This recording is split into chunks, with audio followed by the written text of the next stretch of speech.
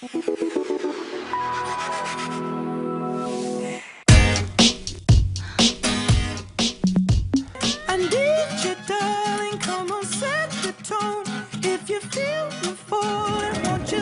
tour de compétition, troisième Mac de la Car, oui, c'est parti.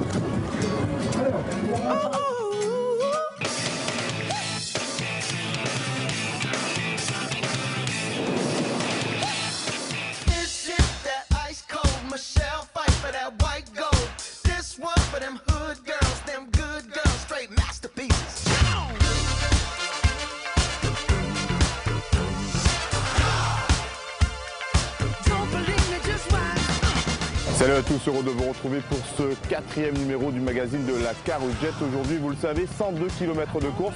C'est la plus longue étape entre Viard, les Saintes et Viard, plus un circuit entre Viard, Sainte-Marie, Ille-du-Gosier et Viard. Il y a seulement 29 au départ au lieu de 32. Il y a eu de la casse hier, notamment Marc. Comment ça va, Marc? Bonjour. Ça va bien? Tranquille. Allez, dis-nous, qu'est-ce qui se passe? Eh bien, finalement, je me suis blessé le premier jour. On pensait que c'était pas trop grave, donc on a massé, on a mis des trucs dessus. Hier, en essayant de prendre le départ, je me suis vraiment rendu compte que c'était beaucoup plus grave que prévu.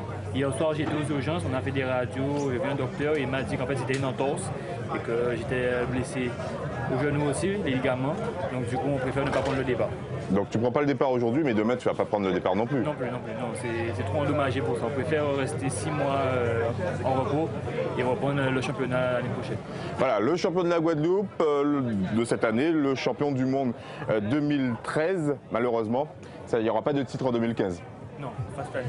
Allez, merci Marc, bon courage pour la suite. On regarde tout de suite le résumé de cette 4e étape. Nous sommes quelques heures avant le départ de cette 4e étape. Après celle-là, il ne restera qu'une journée de course. La fatigue commence à se faire sentir et la pression à monter.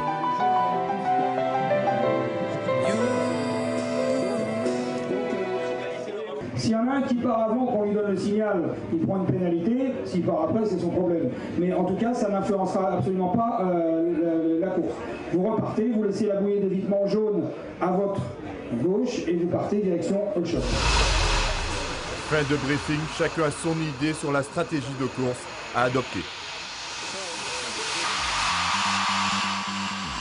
Je pense que les conditions ont diminué par rapport à hier, mais bon, elle va être longue.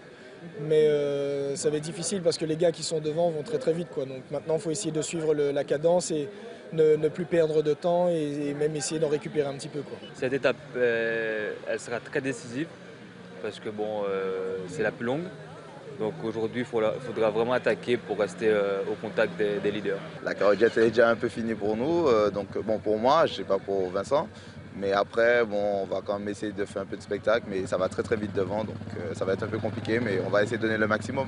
J'ai qu'un adversaire à bien m'occuper, c'est Jean-Baptiste Botti, donc on sera vigilant sur lui. Si on peut partir, on partira. Le but, je vous dis, c'est vraiment de ramener la machine entière, que ce soit, si je reviens dans les 5 et qu'on n'a pas beaucoup d'écart avec Jean-Baptiste, le travail sera bien accompli. Aujourd'hui, c'est l'étape la plus importante de ce championnat du monde. Rien ne doit être laissé au hasard. La préparation et la concentration est optimale.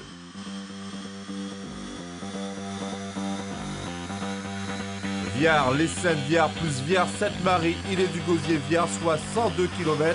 La plus longue étape jamais proposée dans un championnat du monde.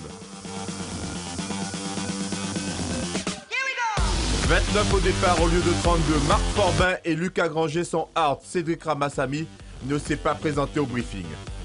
Encore une fois, c'est Vincent Caram qui prend le meilleur départ. Mais derrière lui, la chasse s'organise toujours avec les mêmes. François Médori et Alexandre Barré.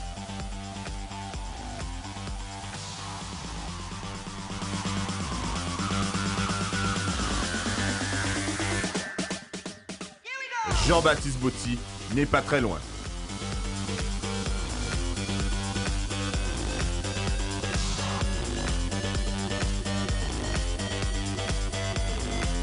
Pendant ce temps, la course est déjà terminée pour Teddy Pons. Le jet ne prend plus les tours, donc je ne sais pas trop ce qui se passe exactement, mais dans tous les cas, il ne fonctionne pas comme il devrait. Il a bien marché pendant 500 mètres, et puis au bout de 500 mètres, il a ralenti, donc On va analyser la chose, mais je pense que c'est grave, docteur. La course est plus ou moins terminée pour nous aussi, à vrai dire. L'organisateur ayant fait le choix de gérer les heures de vol de son hélicoptère, nous ne sommes pas en mesure de vous proposer plus d'images que cela. Si ce n'est le ravitaillement des pilotes sur la plage de Viard après leur aller-retour au Saintes, c'est Jean-Baptiste Botti qui rentre à terre le premier. Ça a été dur quand même. Alex a gardé le rythme tout le long, il reste à côté de moi exprès parce qu'on n'a pas beaucoup d'écart tous les deux. Je lui reprends un peu de temps, il est resté à côté de moi donc je ne lui prends pas beaucoup, mais bon, on s'est bien tiré la bourre à la fin. À la fin, pour faire l'écart, j'ai accéléré et il est resté avec moi, on s'est tiré une belle bourre. Il est suivi de près par Alexandre Barré, toujours très concentré.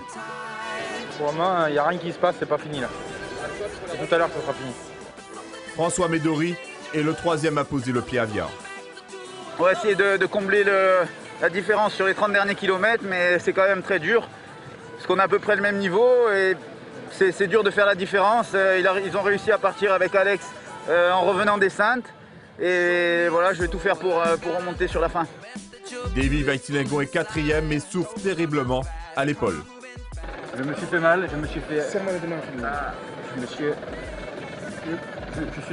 j'ai pris un coup sur le guidon, à l'épaule, doucement.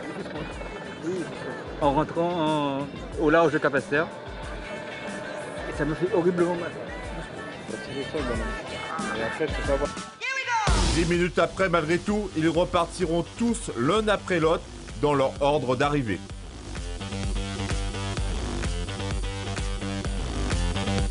Et malheureusement, la douleur étant trop grande, Davy Weitilingon doit se résoudre à abandonner, malgré lui. Et puisque l'hélicoptère est toujours au sol, pour info, sachez que c'est François Médori qui remporte l'étape devant Alexandre Barré et Jean-Baptiste Botti. 102 km de course, je ne sais pas pour vous, mais moi ça m'a épuisé. Allez, le mieux c'est d'écouter les réactions des pilotes. Ça a été pas mal.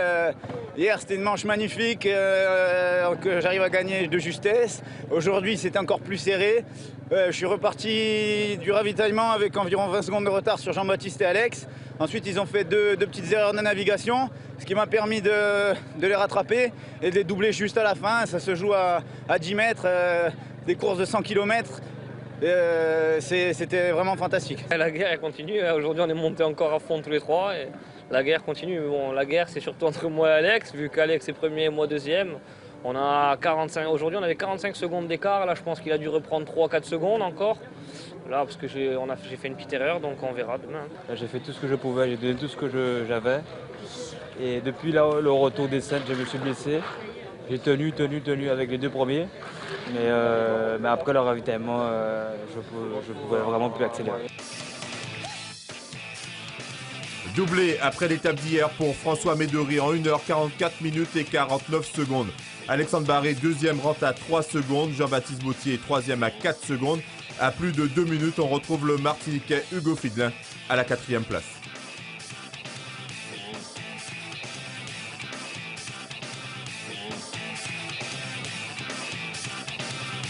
Alexandre Barré conserve sa première place au général. Il couvre les 3 jours de course en 3h48 minutes et 4 secondes. Jean-Baptiste Botti est toujours deuxième à 47 secondes. François Médori est désormais troisième du général à 9 minutes et 18 secondes. Le premier Guadeloupéen Vincent Caram est septième à 26 minutes et 1 seconde.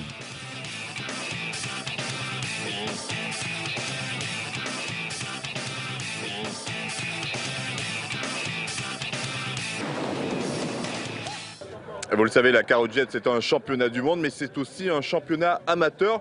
Dans le championnat amateur, il y a une femme, une seule. D'ailleurs, c'est la seule aussi, il n'y en a pas chez les pros. Et c'est Catherine Rue, elle nous vient de la Martinique. Comment ça se passe jusque-là?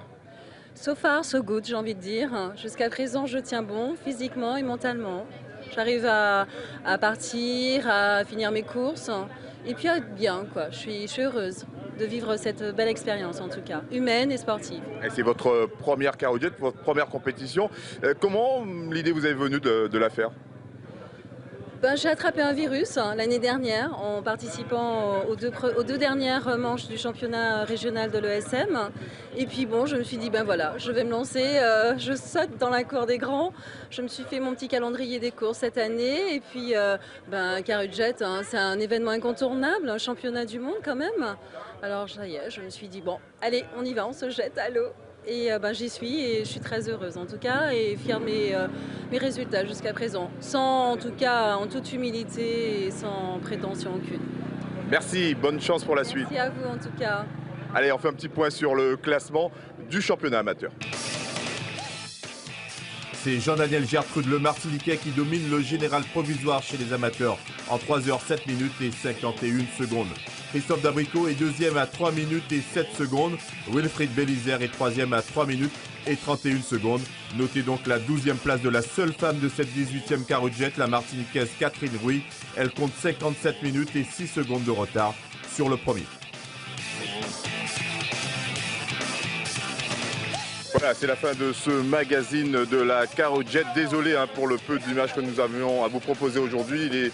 Cela est dû tout simplement au fait que l'hélico n'a pas pu survoler cette 4e étape. On se retrouve toutefois demain pour une dernière manche de la Carujet. 2 manches, l'une le matin et une autre l'après-midi.